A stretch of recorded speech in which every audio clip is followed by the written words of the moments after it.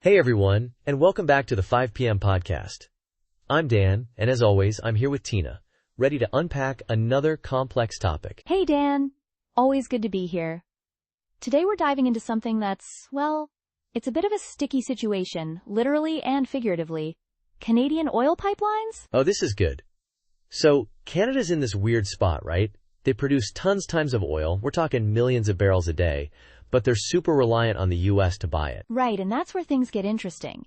Because there's been this, time tension asterisk, let's call it, with potential tariffs on Canadian oil coming from the U.S. Exactly.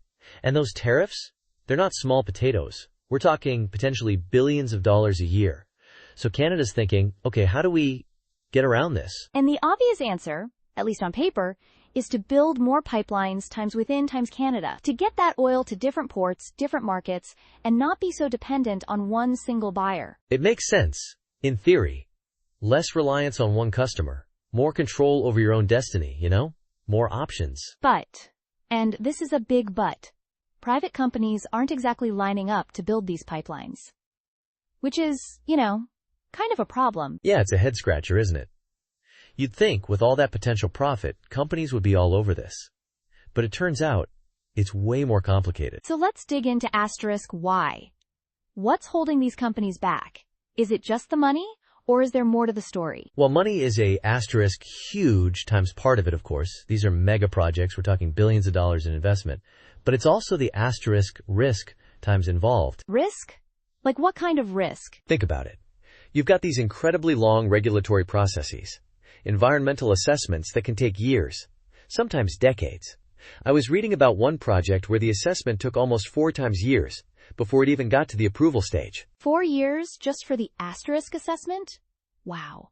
So a company could sink a ton of money into this and then, nothing? It gets rejected. Precisely. And it's not just the assessments. There are legal challenges, protests, political changes. Remember Energy East? Billions spent, and then, poof, canceled. Okay, yeah, Energy East. That was a big one. So, basically, the regulatory landscape is Minefield. A minefield is a good way to put it. And then you have the whole issue of getting approval from and working with Indigenous communities, which is essential, and rightfully so. But it adds another layer of complexity. It's not just about laying down pipe. It's about building relationships and making sure everyone benefits. And that takes time. And careful planning. And money. A lot times of projects have agreements and offer benefits to the Indigenous communities along the pipeline routes. Which is good, but it's another cost for the companies to factor in. So we've got financial risk, regulatory risk, social risk. It's a lot to take on, even for a big oil company. Exactly. And then, to add another layer, there's the whole debate about the type of oil Canada produces. Most of it is heavy crude, from the oil sands. Okay. Explain that to me. What's the deal with heavy crude? So basically, crude oil isn't all the same. It has different densities, different chemical compositions.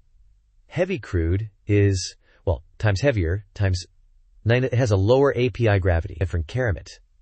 Think of it like the difference between honey and water. Okay, I'm with you. Honey is thicker, harder to move. Right. And that means it needs special refineries to process it. Not every refinery can handle heavy crude. And guess who have those refineries? The U.S. So even if Canada builds pipelines to the coast, they still need to find buyers with the right kind of refineries. Exactly. It's not like they can just ship it anywhere. There's a limited number of places that can actually use this stuff. This is getting complicated fast. So what's the solution here? Are we just stuck? Well, that's the million-dollar question, isn't it? Or, in this case, the billion-dollar question. There's the Trans Mountain Expansion, or TMX, which actually did get built. Ah, yes, TMX. But that wasn't a purely private venture, right? The government stepped in. They did. The federal government essentially bought the pipeline to make sure it got completed. Which shows you just how hesitant private companies were. So is that the future? More government involvement in these big infrastructure projects? It's definitely a possibility. Some people are arguing for a kind of federal pipeline corporation model, especially after seeing the, somewhat unexpected, success of TMX. It shows the government might have to take a more active role. But isn't there an elephant in the room here? I mean, Climate change. Of course. And that's a asterisk huge times part of the opposition to these pipelines.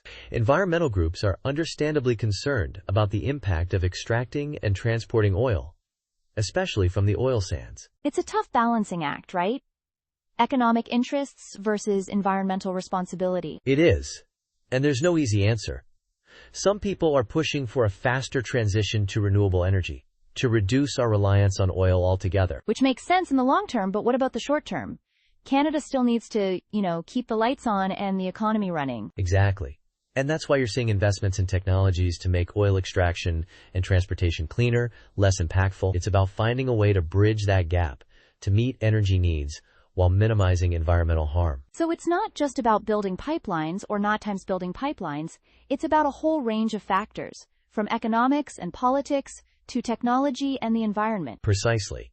It's a complex web, and there are no easy solutions.